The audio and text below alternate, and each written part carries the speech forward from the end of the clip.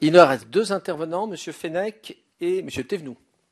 Oui, Monsieur le Président, Monsieur le rapporteur, il me semble vraiment indispensable à ce stade, et compte tenu des éléments que nous avons appris de la bouche de Monsieur le ministre, de réentendre Jérôme Cahuzac.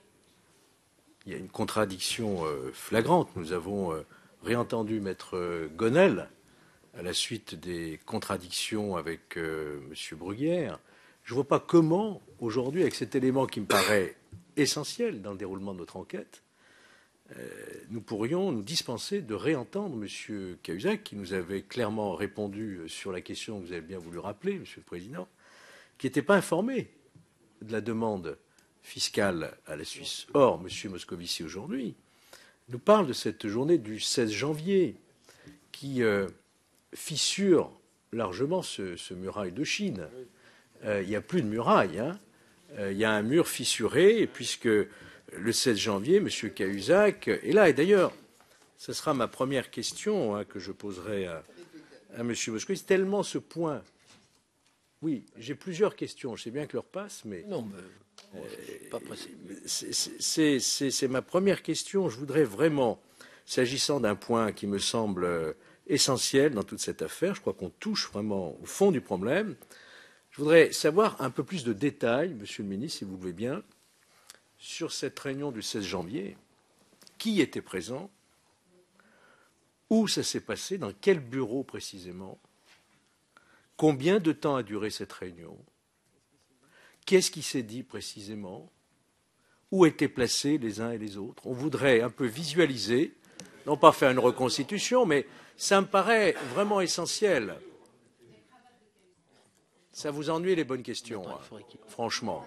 Plutôt que les convictions de M. Ecker. Laissez M. Fenech s'exprimer. Ça vous ennuie beaucoup quand on touche. Monsieur Fenech, vous avez une question à poser au ministre. Et je voudrais faire une remarque aussi sur le climat de cette commission d'enquête. J'ai déjà moi-même participé à plusieurs commissions d'enquête. On retrouve ici un clivage malsain qui n'honore pas notre commission d'enquête. On a l'impression que vous êtes Monsieur Fenech, Monsieur Fenech. Regardez comme vous me montrez du doigt. Monsieur Fenech, ne vous adressez pas à vos collègues, adressez-vous au ministre. Attendez, je crois qu'il faut, Monsieur le Président, rétablir un peu de sérénité. Oui, j'essaie de m'y employer. Regardez de quelle façon. Non, mais mes chers collègues, Monsieur Fenech, ne vous adressez pas aux collègues, adressez-vous au ministre. Nous sommes là pour poser des questions au ministre. Il m'interpelle. Monsieur Fasquelle, il m'interrompt. Je ne cherche pas ce genre d'incident. C'est vous qui le provoquez. Bon, c'est vous qui le provoquez. Monsieur Fenech, posez la question. Voilà. Donc je crois qu'on est tous là pour la manifestation de la vérité et non pas pour protéger ou accuser avec légèreté. Alors ma question, elle est très précise. C'est ma première question. Je voudrais savoir vraiment ce 16 janvier, comment les choses sont passées, où, quand, comment, avec qui, qu'est-ce qui s'est dit, qu'est-ce qu'il en est sorti, puisque M. Cahuzac nous a manifestement, j'allais dire, occulté cette présence et qui est vraiment le nœud de la question. C'est ma première question, monsieur. Alors, avant de donner la parole au ministre, monsieur le rapporteur, on va vous lire pour recadrer ce qu'a dit précisément M. Cahuzac à la réponse à notre collègue, à la question de notre collègue Fenech. Et c'est ce qui justifierait, selon vous, de réentendre Jérôme Cahuzac. C'est moi qui interpelle Jérôme Cahuzac. Et je lui dis, monsieur Bruno Bézard a indiqué lors de son audition du 28 mai que vous aviez tenté d'entrer dans le débat sur la demande d'assistance administrative et de voir, par exemple, comment cette demande était rédigée. Il vous avait répondu que cela était impossible. Et vous n'aviez pas insisté. Et je lui pose la question, est-ce exact? La réponse de Jérôme Cahuzac, oui, cet échange n'a duré que quelques secondes. J'ai su, car je crois que le texte de la Convention le prévoit, par mes avocats suisses, qu'une demande était en cours soit faite.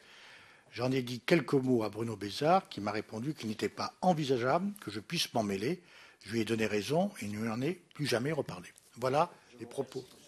Mais sur ma question, Jérôme Cahuzac a très clairement dit que M. Moscovici ne lui avait jamais informé. J'ai lu tout à l'heure les propos, la réponse de M. Cahuzac à la question du collègue Fenech. Nous apprenons aujourd'hui que la réunion a eu lieu. A rassemblé également Jérôme Cahuzac. Donc il y a un point de contradiction qui est évident. Absolument. Monsieur le ministre. D'abord, une petite réflexion sur le climat, peut-être pour rasséréner M. Fenech. Je garde le souvenir moi-même d'avoir été président d'une commission d'enquête au cours de laquelle on m'avait interdit d'entendre un témoin pourtant essentiel, avec un vote majoritaire à cet égard, puisqu'il s'agissait de la libération des infirmières bulgares détenues en Libye par le colonel Kadhafi, qui avait été opérée par M. Guéant et Mme Sarkozy de l'époque. On m'avait expliqué qu'elle ne pouvait pas être là parce qu'elle était une partie non détachable, en quelque sorte, de la fonction du chef de l'État. C'était assez cocasse. Et au final, Monsieur le Président, j'espère que ça ne vous arrivera pas, je m'ai trouvé en situation de ne pas voter avec les députés de l'opposition d'alors le rapport de la Commission, parce que, voilà, j'estimais que les choses avaient été dites d'une certaine façon. Je vous rassure, Monsieur le Ministre, ça m'est arrivé également dans les mêmes liens. Mais je sais bien pour vous, Monsieur le Président, mais j'évoquais ça pour Monsieur Fenech, pour parler climat. Et ce que je constate ici, c'est que les questions sont libres, que, bien sûr, c'est normal, c'est un sujet qui provoque non pas des passions, mais qui peut donner lieu à des opinions assez tranchées, mais tout ça me paraît assez convenable.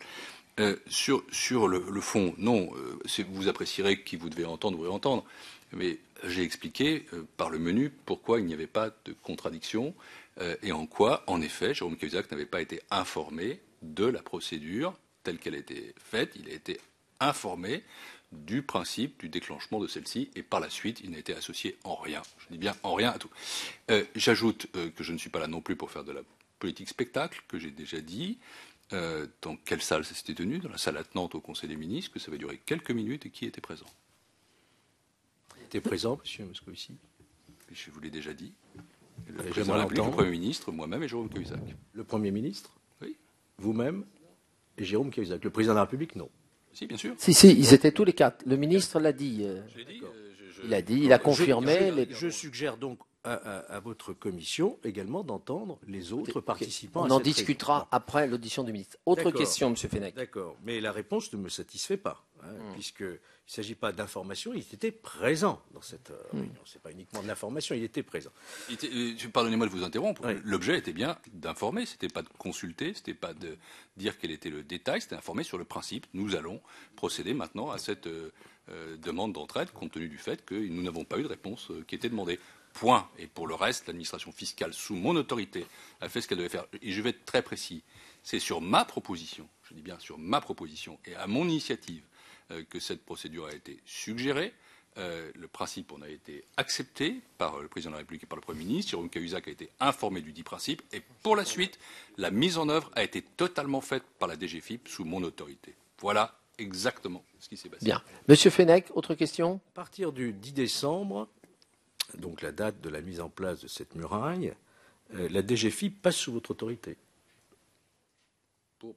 Pour le traitement de ce cas, oui. Mais uniquement pour le traitement de ce cas. Bien sûr. Alors, ça méritait d'être précisé parce que finalement, on constate que M. Cahuzac décide lui-même de s'auto-déporter. Vous l'acceptez par tacite consentement. Je dirais, vous ne signez rien, c'est ce que vous avez dit. Ça paraît quand même étonnant qu'un ministre décide par lui-même de se défausser d'une partie de ses compétences. Bon, je trouve ça un petit peu curieux. En réalité, puisque M. Eckert a fait... Quelles sont les questions, M. Fenech? Mais attendez, monsieur, écoutez, moi j'ai attendu toute l'après-midi, Monsieur le Président. Si je ne peux pas m'exprimer... Mais si, vous pouvez vous exprimer, mais on est là pour poser des questions. Monsieur Eckert a fait part de sa conviction tout à l'heure longuement. Oui, mais ce n'est pas l'objet de la commission. Je voudrais faire part aussi de ma conviction, si vous permettez. Bah, écoutez, la formuler sous forme... Nous en discuterons après entre nous. Sous forme de question, moi, j'ai beaucoup souffert, en entendant M. Moscovici, j'ai beaucoup souffert pour lui. Je veux dire mon sentiment. Parce que je crois que sa situation et la situation dans laquelle il était, je veux le croire de grande bonne foi, était absolument intenable. Intenable. Il gérait finalement l'inaction d'une décision qui relevait non pas de lui-même, mais du Premier ministre et du Président de la République. Parce qu'à partir du moment où on met en place une muraille de Chine, c'est bien la démonstration flagrante qu'il y a un conflit d'intérêts dans le fait de laisser M. Cahuzac à la tête de cette administration. Voilà. Et vous devez gérer une situation ingérable alors qu'il aurait été beaucoup plus responsable politiquement. Et au fond, le dysfonctionnement, il est bien là, il est tellement flagrant. Je me demande s'il y avait besoin d'une commission d'enquête pour le démontrer. Il aurait fallu, dès que le doute était sérieux et non plus méthodique, et il l'est suffisamment tôt, que M. Cahuzac soit mis en retrait de ses fonctions. Ça vous aurait quand même facilité la tâche en tant que ministre pour développer votre enquête administrative. Voilà. Alors, ma question, c'est un sentiment que je souhaitais donner. Ma question est que l'administration fiscale, que je sache, est soit partie jointe, soit partie principale à une enquête ou à une procédure devant le tribunal correctionnel. Vous serez tôt ou tard partie jointe dans une procédure si tant est que les faits sont avérés, puisque M. Cahuzac est toujours présumé innocent. Mais qu'est-ce qui vous empêchait à l'époque de dénoncer des faits, même non avérés, au parquet et de faire une dénonciation au parquet de façon à ce que le parquet déclenche lui-même l'enquête, alors qu'on l'a vu, le parquet déclenche l'enquête sur l'initiative d'un organe de presse. Comment se fait-il que, parce que rien ne vous interdisait, vous parlez de séparation des pouvoirs, vous parlez de la séparation, non, je ne parle pas de l'article 40, vous parlez de la séparation des pouvoirs entre le judiciaire et l'administratif, et donc l'administration fiscale. Certes, mais me semble-t-il, dans le code de procédure fiscale, il est prévu que l'administration fiscale peut saisir le procureur de la République, non pas sur l'article 40, mais dans le cadre de ses compétences, pour faire déclencher l'enquête. Pourquoi ne l'avez-vous pas fait? Alors c'est ça la question, Monsieur le ministre. D'abord, sur le premier point, je vous remercie.